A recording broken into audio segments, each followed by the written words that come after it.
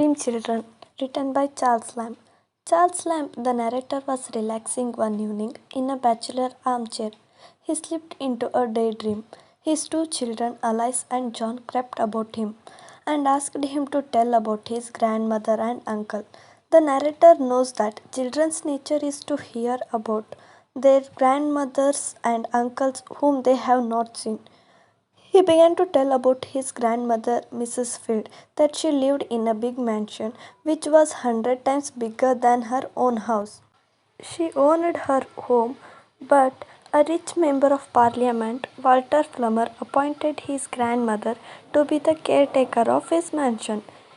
He and his family members constructed a modern house in the neighboring state and went to live there. Mrs. Field maintained the house as if it was her own.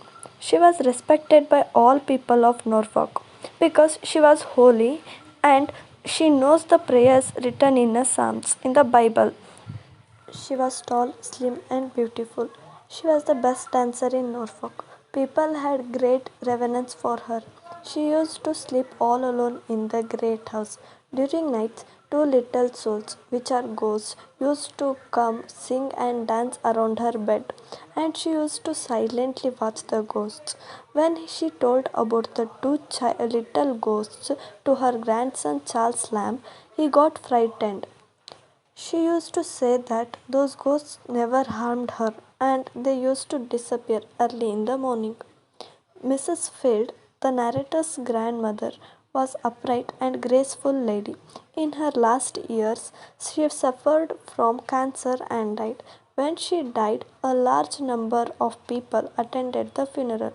There were many rich people, poor people, and all classes of people paid floral tributes to her at the time of burial. The narrator also told his children that he used to spend all his holidays in his grandmother's town during his childhood, and also when he was young. At that time, he fell in love with a beautiful young girl. Her name was Alice Winterton, and she was also known as Anne Simmons. She married Mr. Bartram, a rich businessman. His failure in his love affair made him fall into illness. He cried but laughed to save himself from weeping. In later days, he still remembered his sad days. As the narrator was still telling the story of his grandmother, suddenly the children cried and said that they were not the children of the narrator, but they were the children of Bartram and Alice. After a while, the two children said that they were not the children of a Bartram and Alice. Then they declared that they were not at all children, but the ghosts, which are the spirits belonging to ancient years.